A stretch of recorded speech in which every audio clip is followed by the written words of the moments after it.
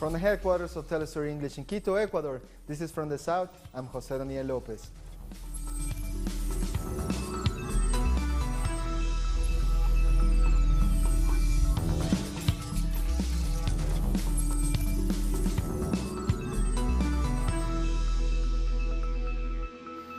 We begin in France. There has been widespread condemnation of the brutal force that the police used when arresting hundreds of students.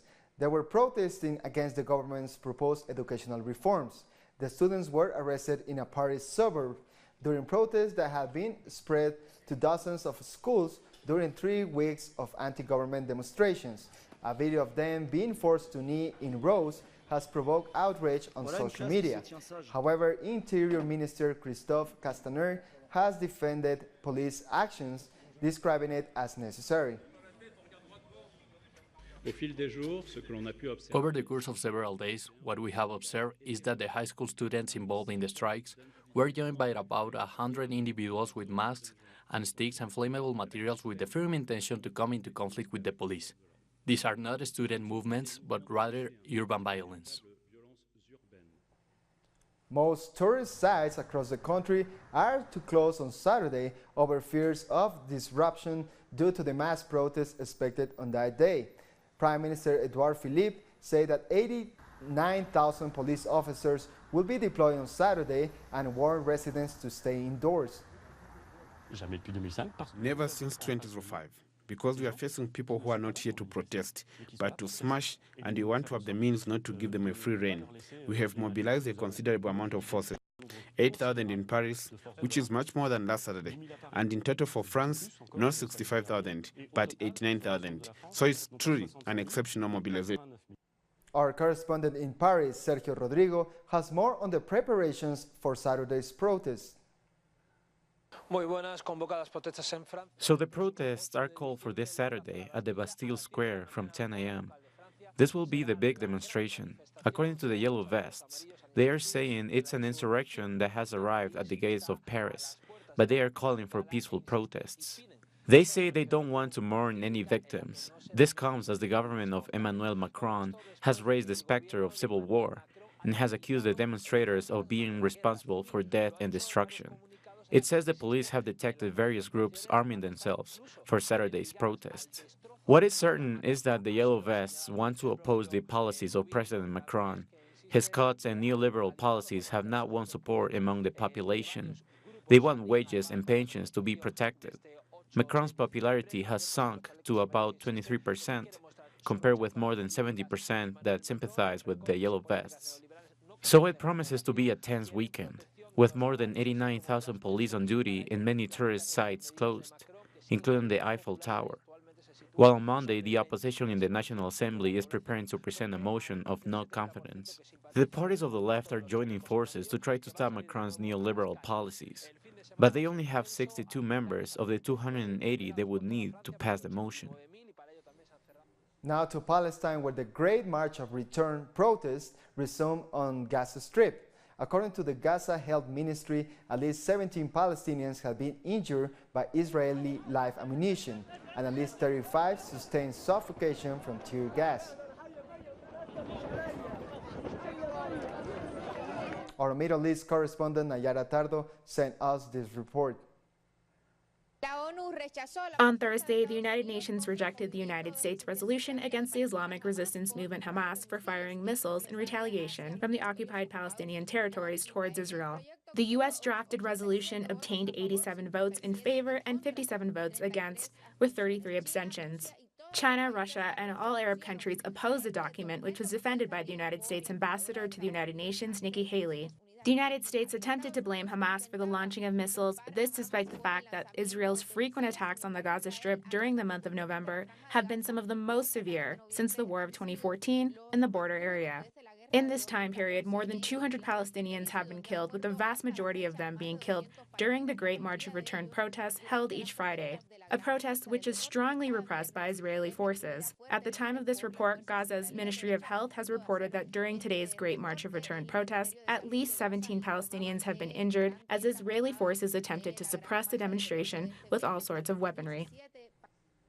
And now to discuss the situation facing Palestinians, we're being joined live by Hammam Farah, who is based in Toronto. Hammam is the co-founder of the Association of Progressive Palestinian Canadians. Thank you for joining us. Thank you. First, can you tell us about the significance of these weekly mobilizations in the Gaza Strip? Yes, so these protests have been happening for a year now. Well, no, nearly a year now, where the Land Day, the Palestinian Land Day, is commemorated every year in March, to commemorate the Palestinian land that's been lost to Israeli colonization over 70 years now. So the Palestinian Nakba was the tragedy of the Palestinian people, where we were expelled en masse in 1948, and in the span of a year, 700,000 Palestinians were expelled during 1948, and many of the refugees ended up in the Gaza Strip. And so the mobilizations that have been happening over the past year were called the Great March of Return, because they symbolize the struggle of the Palestinian refugees who were expelled in 1948, and their children and grandchildren, to exercise their UN right of return, to be able to return to the lands that were stolen from them by the Israeli state back in 1948. Yeah. No. Oh, it's also the blockade of Gaza is a big part of it, of course. You know, it's an 11-year-old blockade, an illegal Israeli blockade of the Gaza Strip, precisely because they don't want, the Israeli government doesn't want the Palestinians in the Gaza Strip to be able to return to their former lands that were taken from them. Now, we saw an escalation of violence last month. Why is this happening? Yeah, so again, it's happening because precisely because the Israeli government does not allow the Palestinians in the Gaza Strip to be able to exercise their right of return to their former lands and homes that were taken from them. You know, it was back in 1948. Again, it all goes back to that year when the Israeli forces, or the Zionist forces that established the state of Israel, carried out a mass ethnic cleansing campaign, a mass expulsion of Palestinians in order to establish the state of Israel, because the goal was to have a Jewish majority state. But in fact, Palestinians were the majority back then. So as many of them had to be removed as possible in order to have a Jewish majority. And that's what ended up happening. And many of those Palestinians ended up in Gaza and have been struggling to return to their homeland, to the lands that were lost and were confiscated by the absentee property law in Israel, and they've been trying to go back home ever since for 70 years. We commemorated 70 years of that last year, and the Palestinians in Gaza have been resisting, have been fighting. They've had to endure decades of Israeli military rule, and now a decade of Israeli illegal blockade that has made Gaza, as the UN has predicted, Gaza will be unlivable by 2020 because of the dire conditions that the blockade has imposed on the people. We have a situation where, according to the UN, 300,000 children are in need of psychological support because of the situation, because the lack of goods, the lack of medical aid, the restrictions on import export, the closure of borders, the control of the airspace, the seas, fishermen who Gaza had a thriving fishing industry, and fishermen are routinely shot at and killed trying to fish in the Mediterranean. And so Gaza's economy has been completely obliterated by the blockade, and the poverty levels and the unemployment. It's a dire situation where the people have been ghettoized and have been suffering under this illegal blockade. So these marches of return that happen every week, this is the people of Gaza saying, we're taking matters into our own hands because the international community has failed to pressure Israel to end its illegal activity. One last question, Hammam. You're based in Toronto. how's the Canadian government responding to the intensifying conflict between Israel and Palestine? Absolutely horrendously. The Canadian government, which proclaims to be pro-human rights and pro-racial justice, is doing the exact opposite when it comes to the question of Palestine. You know, the Trudeau government has voted in favor of Israel, overwhelmingly in favor of Israel at the UN. It has recently upgraded its free trade agreement with Israel, and it doesn't listen to the Palestinian Canadian community. Even also, we have a situation here where the liberal elite of the Arab community has shared interests with the ruling class, the Canadian ruling class. So you have now a situation of inequality within our own immigrant communities, so that the working class Palestinian Canadians do not feel represented.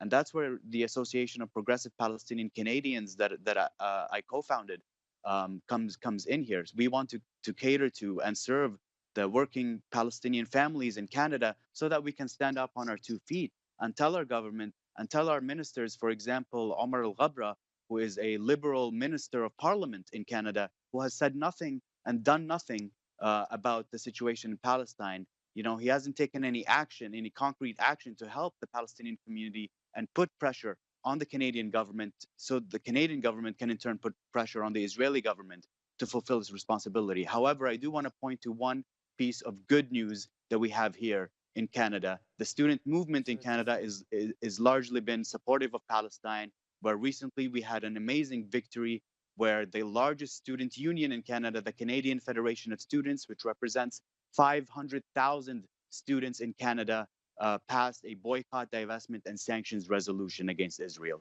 So that's something we can be proud of, and we're going to continue to build upon. Thank you so much for joining us and giving us all this information, Hammam.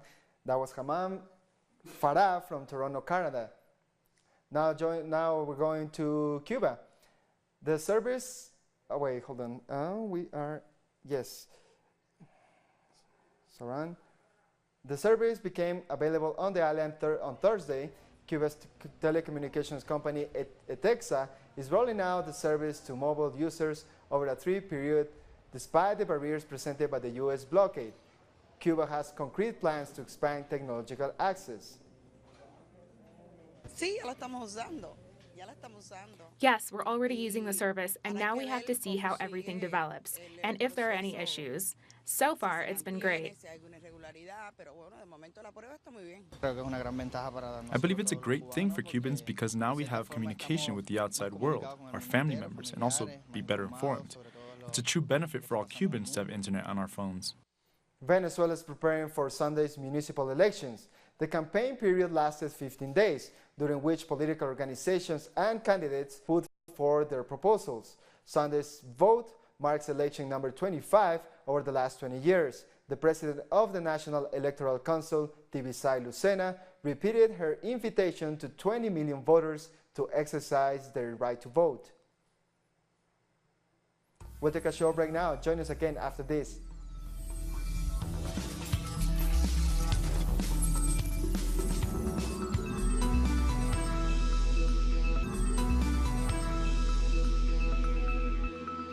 Welcome back. A recent report from the National Migration Institute has revealed that more than 90,000 Central American migrants remain in Mexico, and they're facing a new round of challenges. The report shows that just over 5,000 from the first caravan are living in hostels. This while some are residing in deplorable conditions. Close to 300 people from the second caravan are seeking refugee status. Human rights organizations have asked the authorities to ensure that migrants are not rendered homeless. Our correspondent in Tijuana, Mexico, Pablo Perez, has the latest. Good morning from Tijuana, Baja California, this Mexican border city where, well, it's 20 days since the first migrants, the members of the migrant caravan got into this place in hopes of crossing the border. They are refugee seekers. They are looking for applications for asylum. And this is the place. This is called the Chaparral entry point, or La Garita El Chaparral in Spanish, where they come every morning to sign and to ask for a number on a list for the refugee applications. There is a waiting list that will keep them waiting for over 2 months for the ones that first arrived here, and well, the time can go even longer. But there's some hope in the political panorama, as the Mexican State Secretary Olga Sánchez Cordero, the first woman to be on that post in Mexico's history, well, she has said that, well, the Mexico's government is going to implement a policy of expediting the fastest way possible the refugee and asylum migration status for those Central American migrants that ask it with the intention of staying in Mexico. A lot of members of the migrant caravan has already gotten some kind of job or temp job in Tijuana, and they are even considering moving to another cities in Mexico to find, well, what they are looking for, which is a dignified way of life, even if that meant not crossing to the United States. Thank you, Pablo, for that report. Prosecutors in Brazil say leading global oil traders were deeply involved in a corruption scheme at the state oil company Petrobras. The prosecutors say they paid more than $30 million in bribes to employees between 2011 and 2014. They said the top executives of Vitol, Trafuga, and Glencore were fully aware of the bribes, which may be continuing. The Brazilian Federal Police have alerted Interpol. The union representing workers at Latin America's largest airline, LATAM, has announced plans to go on strike on Friday at midnight. This will be the second time LATAM workers have gone on strike this year. In April, cabin crew members of LAN Express, a subsidiary of LATAM, walked off the job, causing about 2,000 flight cancellations in Chile and across the region. The remains of the first Argentine soldier to be repatriated since the end of the Malvinas War, Captain Luis Castañeri, have been laid to rest. Captain Castañeri's remains were buried in the central province of Córdoba with full military honors by the Argentine military. He was a member of an elite group which occupied the Malvinas Islands on April 2, 1982, during the war between the United Kingdom and Argentina.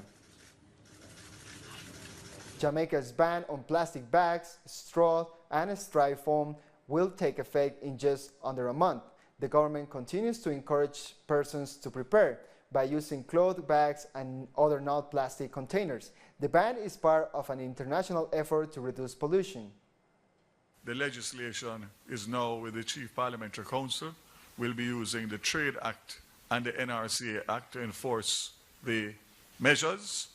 The advertising campaign will intensify in the coming weeks, as we have now gotten the commitment from the Ministry of Finance and through the Ministry of Economic Growth and Job Creation for $40 million to be able to properly advertise and educate the public. We continue to have town hall meetings to make sure and try and sensitize community by community, and to indicate that there's quite a bit of support coming from private sector companies in terms of their offer to distribute bags. We'll be back in a minute. Stay with us.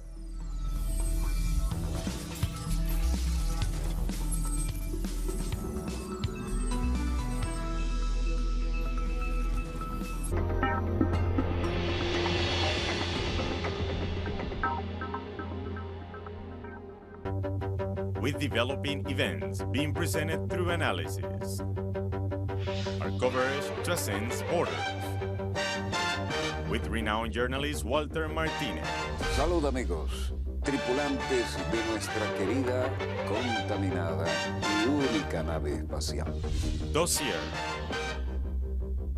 Weekdays. Only on Telesur. Y ponga usted las cámaras, señor director.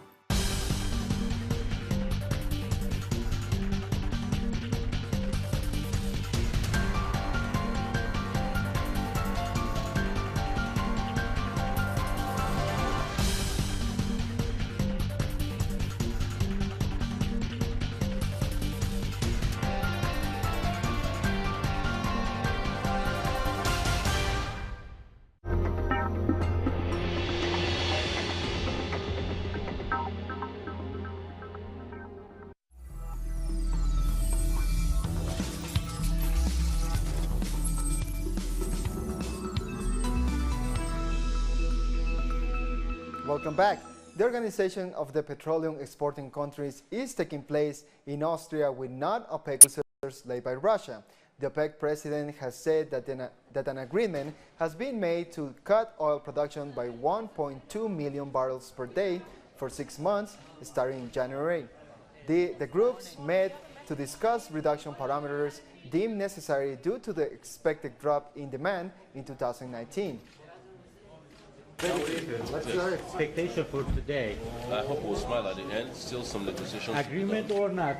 Yesterday, long discussion. I hope we'll have agreement. Have you asked for executive?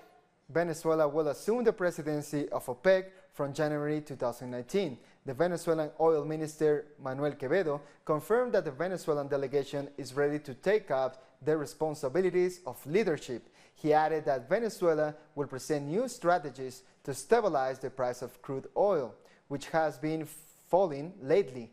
Quevedo said that Venezuela will contribute with measures that facilitate the development and growth of OPEC members of state.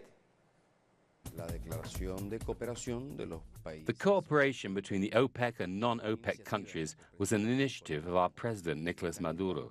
Now we are evaluating how to develop this cooperation. It's very important that the OPEC and non-OPEC countries work together as best they can to maintain the stability of fair prices. That's best for the social and economic development of the peoples of the world. Political parties of the BRICS countries have been meeting in South Africa at the invitation of the African National Congress. Ayeska Isimali reports from Pretoria. Delegates further acknowledged the supreme sacrifices made by freedom fighters and the international solidarity movement who supported the national liberation struggle for freedom and democracy. The conference was held in the context of re-emerging threats such as narrow ultra-nationalism, the offensive against the rules-based multilateral system, including the trade wars, regime changes, and imposed sanctions. The dialogue focused on inclusive economic development, peace and stability, multilateralism, and the fourth industrial revolution. We engage in a dialogue which will actually change the world, because we don't believe, all of us agreed today, we don't believe in a unipolar world. We believe that in multilateralism, we believe that we need to address the challenges of unemployment amongst women and youth, generally across the globe. But did the gathering of leaders achieve their objectives? We are very confident that the world and the progressive forces in the world are moving in the right direction. The BRICS political parties plus also supported the BRICS resolution, calling for the establishment of the BRICS ratings agency. We said we are tired of being dictated to by the ratings agencies from the West, which are in most cases manipulated to impose their agendas in our countries. And we are saying, let's have our own, which are going to assess us and ensure that they rate us on an objective assessment. But we can also be able to counter what comes from the other side, because it's largely manipulated information to suit the other agendas and causes us to succumb and subject ourselves in their interests. Dlamini said the focus will now shift to the implementation of what had been agreed upon during the 10th BRICS Summit, as well as by the BRICS Political Parties Plus dialogue in Pretoria. Aisha Ismail, Telesur, Pretoria. Germany's Christian Democratic Union has chosen a new leader to succeed Angela Merkel. Annegret Kramp was elected at the Paris conference in Hamburg. She will take over from Merkel, who has been at the helm of the CDU for nearly 2 decades. Merkel is leaving the party leadership with her popularity at an all-time low. And with that, we come to the end of this news brief. This and many other stories you can find it at our website at telesurenglish.net. And join us on social media, Facebook, Twitter, and Instagram. For Telesur English, I'm Jose Daniel Lopez. Thank you for watching.